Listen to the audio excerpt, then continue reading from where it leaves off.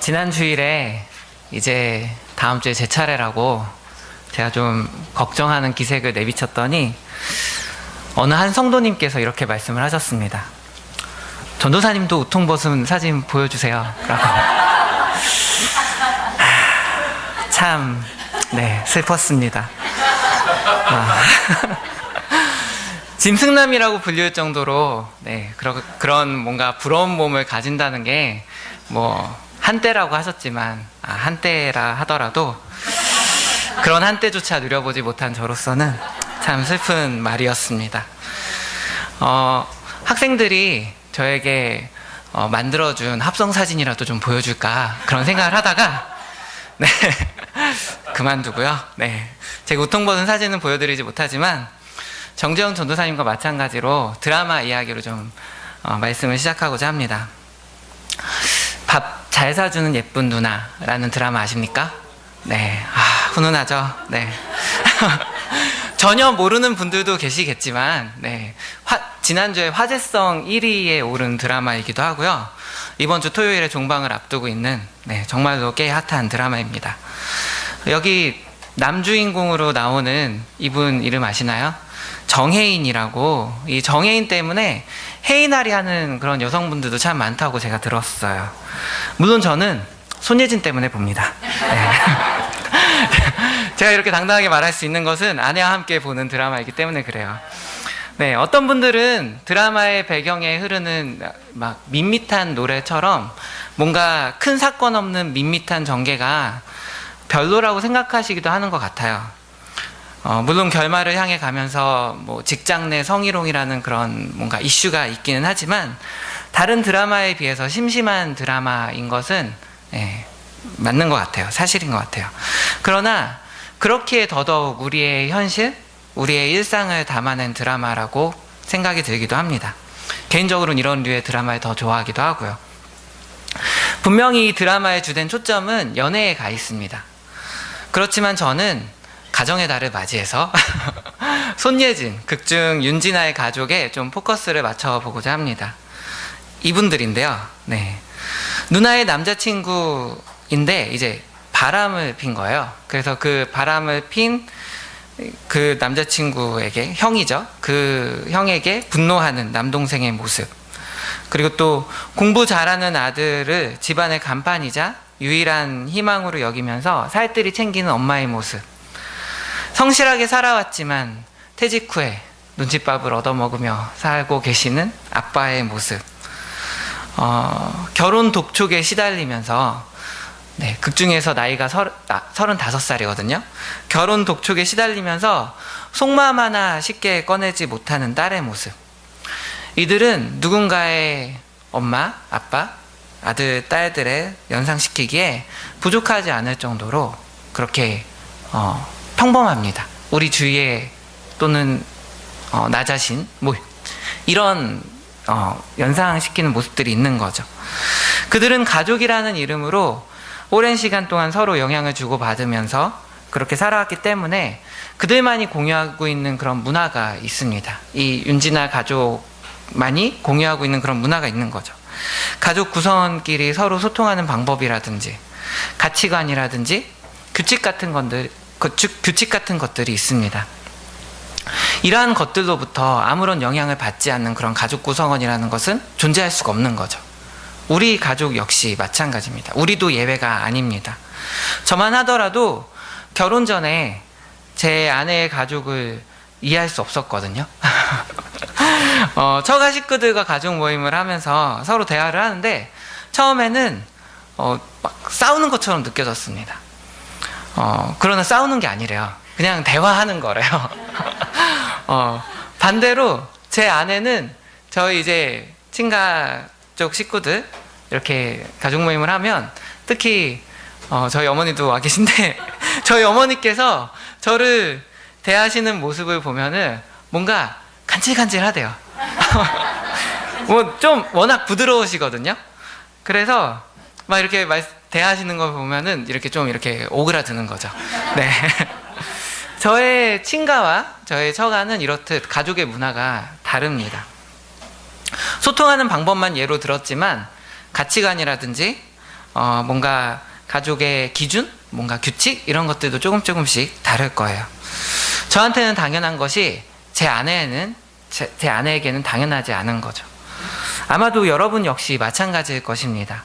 저처럼 결혼하고 나서 새로운 가정을 꾸리면서 이런 부분들이 다르구나 그렇게 알아차린 부분들도 있겠지만 모른 채로 무의식적으로 영향을 받고 있는 것들도 있을 것입니다. 이렇듯 우리가 자라난 가정의 영향력은 강력합니다. 문제는 우리가 그 가정의 영향력이 강력한데 긍정적인 영향만 받는 것이 아니라 부정적인 영향 역시 받는다는 것입니다. 물론 우리는 긍정적인 영향이 더 크다는 사실을 놓쳐서는 안 됩니다.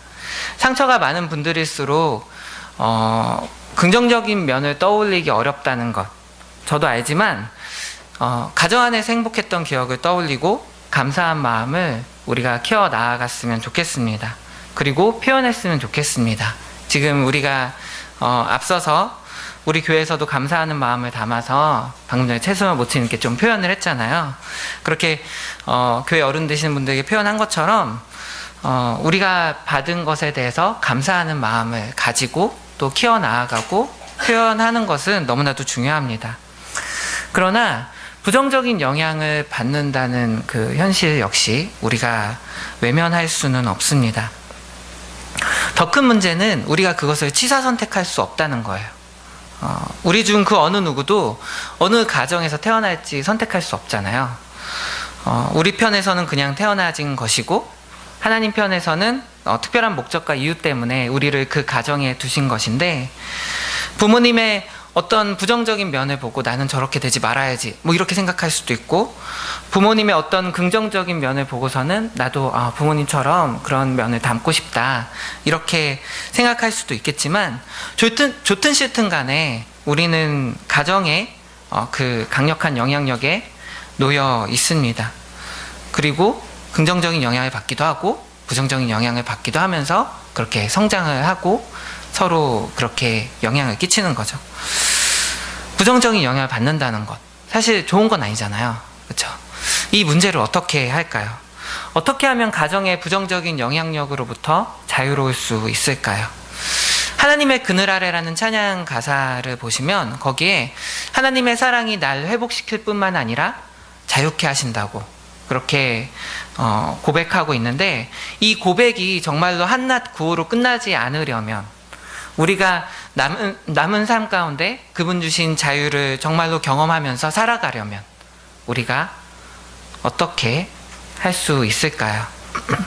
오늘 말씀을 통해서 우리가 좀 같이 생각해 보고자 합니다. 그 첫 걸음은 인정하는 것입니다. 인정하는 것.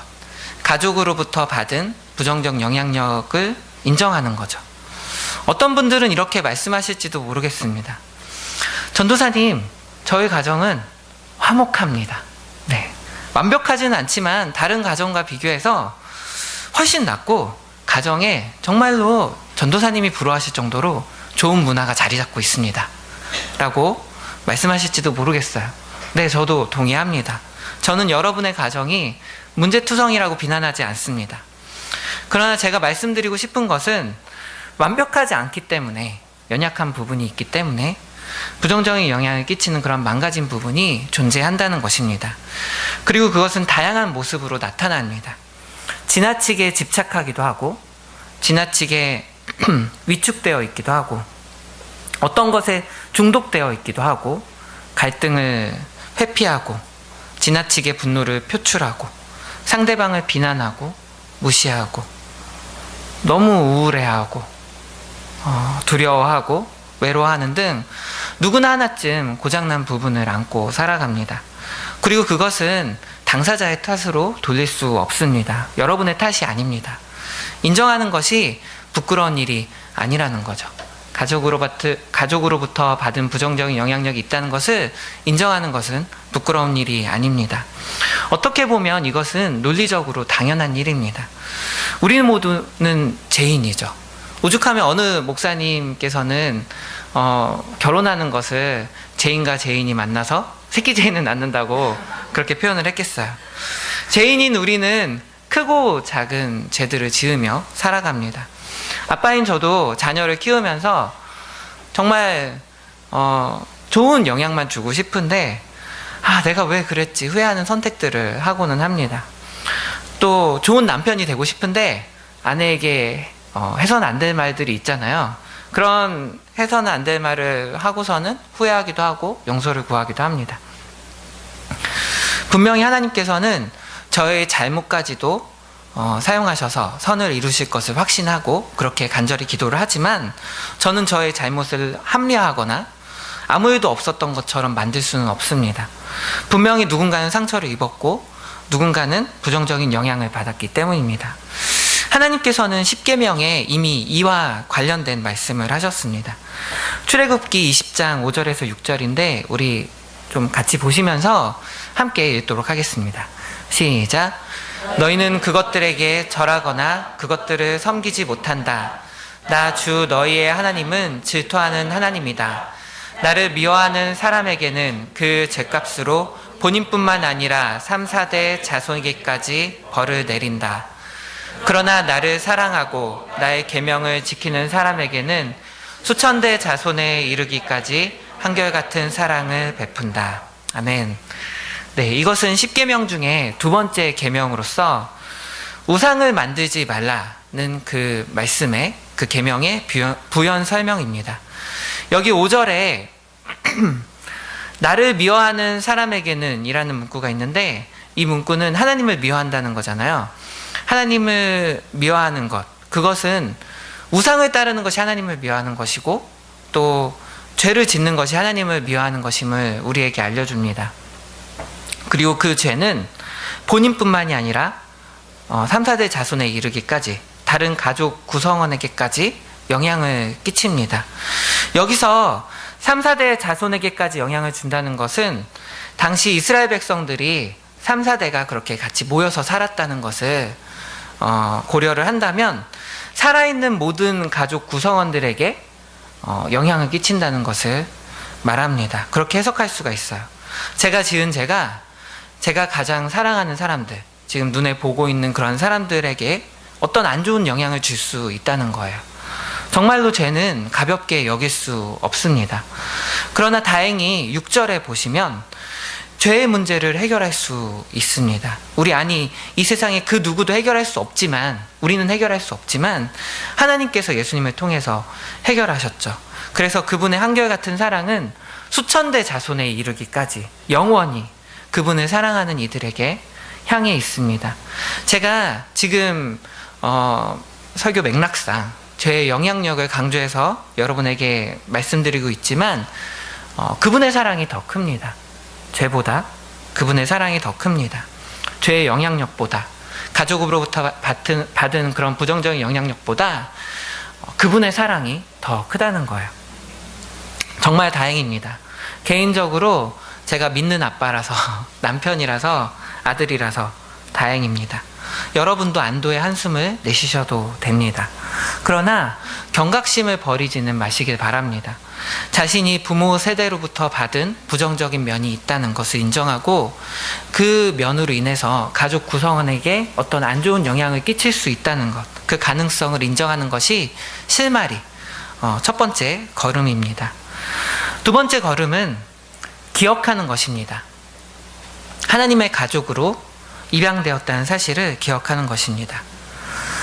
우리가 어떤 가정에서 자랐고 육신의 부모님, 형제 자매들이 어떠하든지 상관없이 우리가 어떤 부정적인 영향을 받아서 어떤 연약함을 가지고 있든지 상관없이 이 사실은 누구에게나 어느 그리스도인에게나 동일합니다.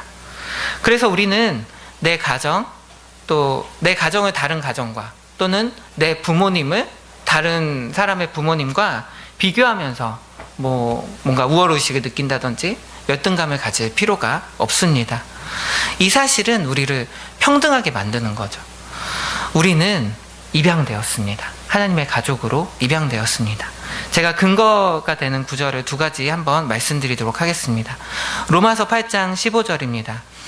여러분은 또다시 두려움에 빠뜨리는 종살이의 영을 받은 것이 아니라 자녀로 삼으시는 영을 받았습니다.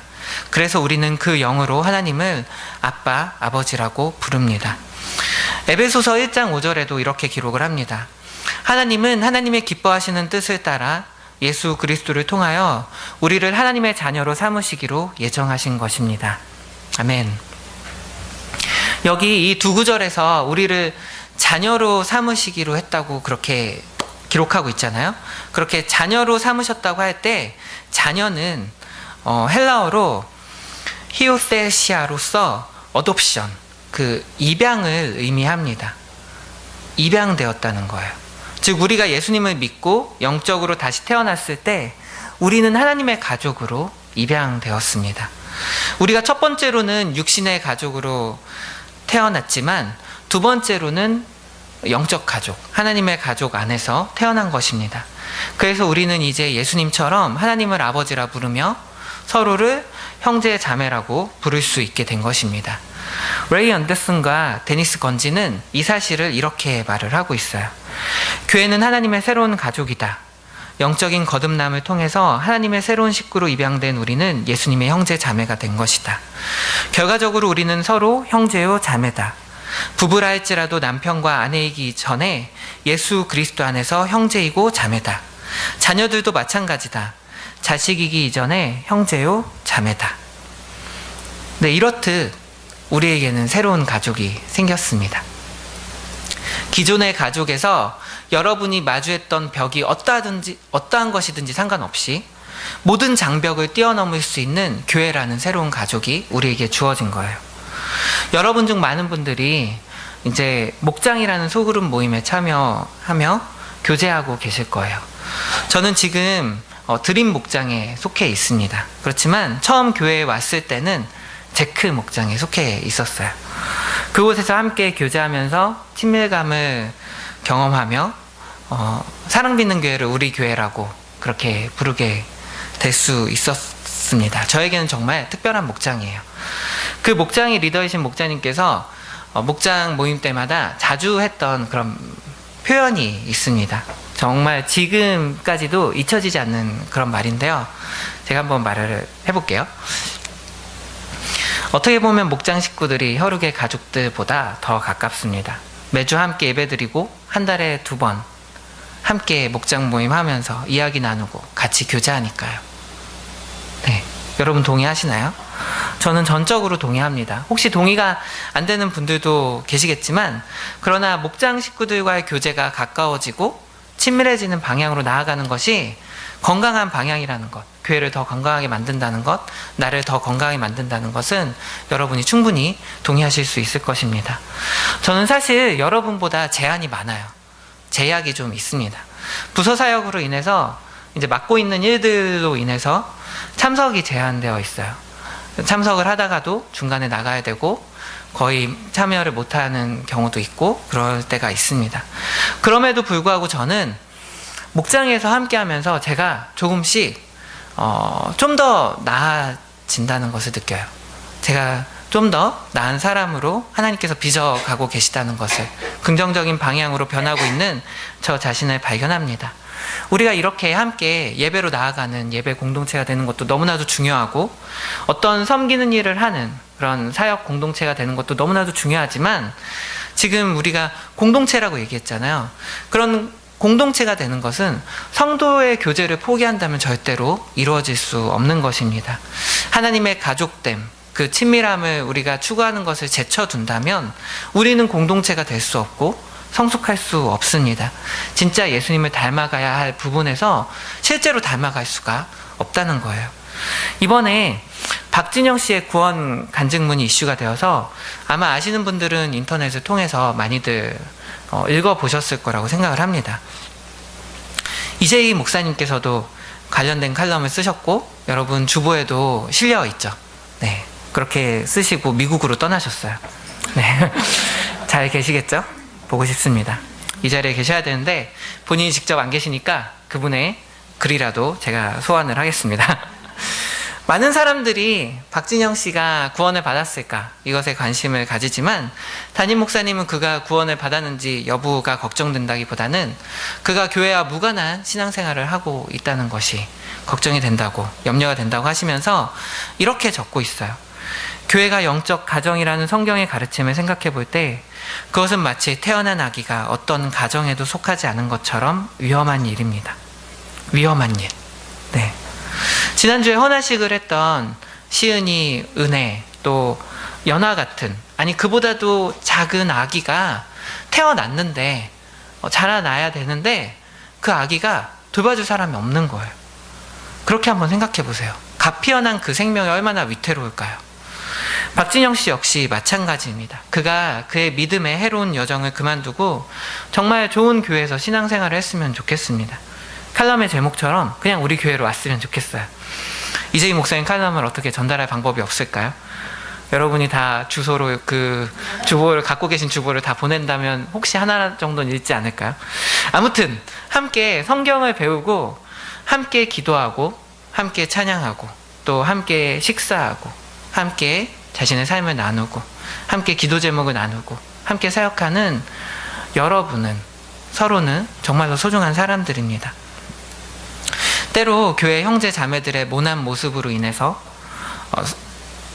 상처 입기도 하고 스트레스 받기도 하고 다른 사람의 문제들이 내 삶을 복잡하게 만들지는 않을까 그렇게 두렵기도 하고 그냥 신경 끄고 속 편하게 살고 싶다는 마음이 들 수도 있겠지만 무리해서 하라는 뜻은 아니에요. 그렇지만 여러분의 영적 건강을 해치지 않는 선에서 자신을 교제의 장에 두기로 여러분께서 선택하신다면 그 다음은 분명히 하나님께서 인도하실 것입니다.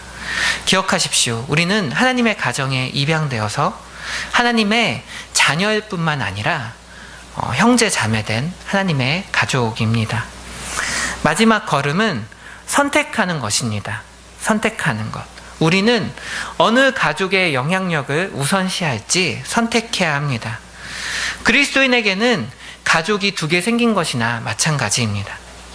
혈육의 가족이 있고 또 예수 그리스도의 피로 이어진 영적 가족이 있습니다. 교회가 있어요.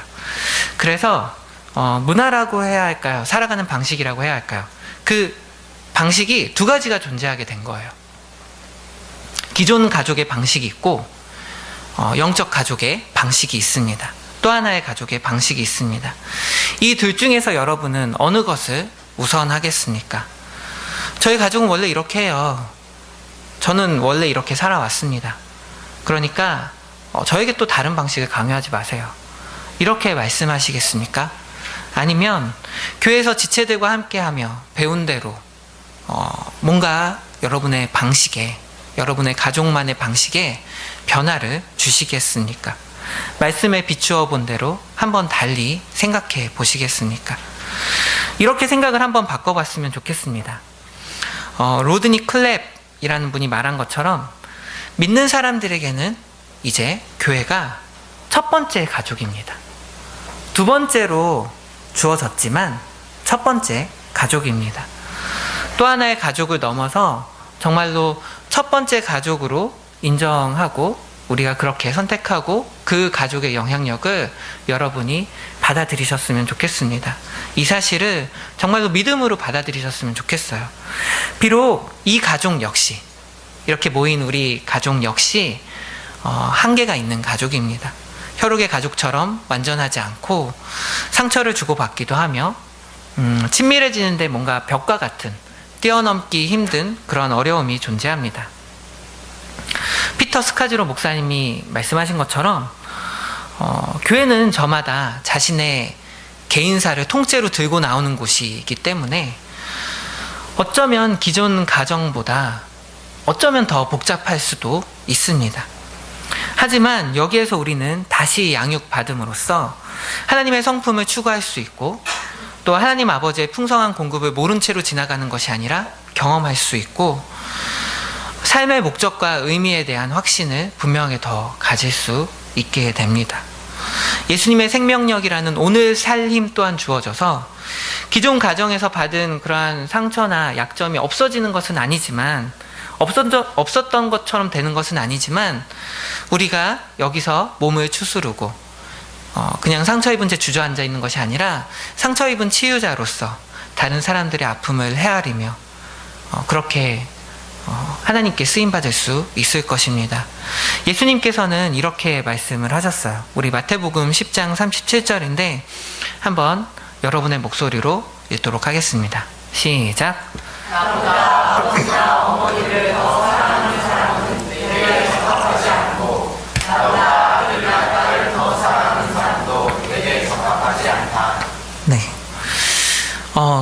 예수님께서 이렇게 말씀하신 것은 혈연을 뛰어넘어서 그분께 나아오라는 초청과 같은 말씀입니다. 예수님께서는 우리에게 그렇게 말씀하시는 거예요. 혈연을 뛰어넘어 그분께 나아오도록 그렇게 부르시는 거죠. 그 부르심에 여러분 정말로 반응하지 않겠습니까? 하나님께서 만드신 또 하나의 공동체, 이 교회의 관계 속으로, 그 역동 속으로 좀 뛰어들지 않으시겠습니까? 한 발 물러나서 관조하는 자세를 버리고 관중의 자리에서 실제 현장으로 나아오지 않겠습니까? 자신의 개인사, 자신의 느끼는 감정이나 자신의 생각들을 여러분 좀 안전한 장소에서 안전한 사람들에게, 믿을 만한 사람들에게 좀 오픈하지 않겠습니까? 앉아서 성경 말씀을 듣는 것으로 여러분이 정말로 만족하지 않으셨으면 좋겠습니다. 여러분의 삶을 믿을 만한 사람들과 나누고 소통하고 교회에서 양육받는 것을 양육이라고 하면 막 뭔가 두려워하는 분들 계시잖아요. 귀찮아하거나 이것이 언제 끝날 것인가 두려워하거나 뭔가 멀리하거나 그런 분들 계신데, 그렇게 하기보다 좀 이 재양육의 과정으로 여러분께서 즐겨 나아간다면, 그것을 선택한다면, 그래서 사람들과 관계를 맺고 그 관계 속에서 일하시는 하나님을 여러분이 기대한다면, 우리가 여기 모인 공동체는 작은 공동체지만 이 공동체를 통해서 여러분 주위에 많은 사람들이 변화될 것입니다. 여러분이 속해 있는 그 가족이 변화될 거예요. 여러분의 한 분 한 분으로 인해서 여러분의 가족이 변화될 것입니다. 저는 말씀을 시작하면서 어떻게 하면 가족의 그런 부정적인 영향력으로부터 자유로울 수 있을까, 그런 질문을 했습니다. 말씀을 마무리하면서 같은 맥락으로 질문을 합니다. 과거의 부정적인 영향력으로부터 자유롭길 바라십니까? 가족 구성원들이 행복할 뿐만 아니라 의미 있는 삶으로 나아가는 정말로 더 건강한 가정이 되기를 꿈꾸십니까? 그렇다면 자라난 가정으로부터 받은 그런 부정적인 영향력이 있다는 것을 인식하고, 또한 다른 사람들에게 여전히 그 부분이 영향을 끼칠 수 있는 가능성을 인정하고, 새로운 가족 공동체인 이 교회라는 역동적인 장으로 뛰어드는 우리가 됩시다. 교회를 첫 번째 가족으로 여기고 좀 더 자신의 삶을 오픈하는 우리가 됩시다. 그렇게 할 때 주 안에서 나누는 교제와 양육을 통해서 다른 사람이 아닌 내가 변화되고, 그리고 그런 나를 통해서 하나님께서 우리의 가족을, 또 우리의 교회를 둘 다 더 건강한 공동체로 변화시키실 것입니다. 아멘. 이 시간에 함께 기도하며 주님 앞에 나아가기 원합니다. 말씀을 기억하며 우리 함께 좀 기도합시다. 제가 과거에 더 얽매여 있지 않기를 원합니다. 자라난 가정의 아픔이 저를 그렇게 끌어내리지 않기를 원합니다. 제가 가진 약점과 그런 결점들이 제가 사랑하는 사람들을 공격하지 않기를 원합니다. 정말 말씀에 반응해서 또 하나의 가족 공동체 되는 교회 교제 속으로 제가 뛰어들겠습니다. 상처받는 것 두렵지만 상처 입은 치유자로 쓰실 주님을 기대하며 나아가겠습니다. 거듭났다는 사실로 만족하지 않고, 말씀을 듣는 것으로 만족하지 않고 정말로 주님 닮아가도록 양육받겠습니다. 교회를 첫 번째 가정으로 받아들이겠습니다. 그렇게 우리가 기도하길 원합니다. 혹시 이렇게 기도하는 것이 좀 마음에 어렵다면 주님, 제 마음을 만져주셔서 제가 받은 과거의 아픔들을 충분히 아파하고 거기서 자유할 수 있도록 주님 도와주십시오. 사랑받는 교회 공동체 안에 있으면서 정말로 치유자 되시는 주님의 손길을 제가 경험하길 원합니다. 그렇게 기도하며 이 시간에 함께 나아가도록 하겠습니다.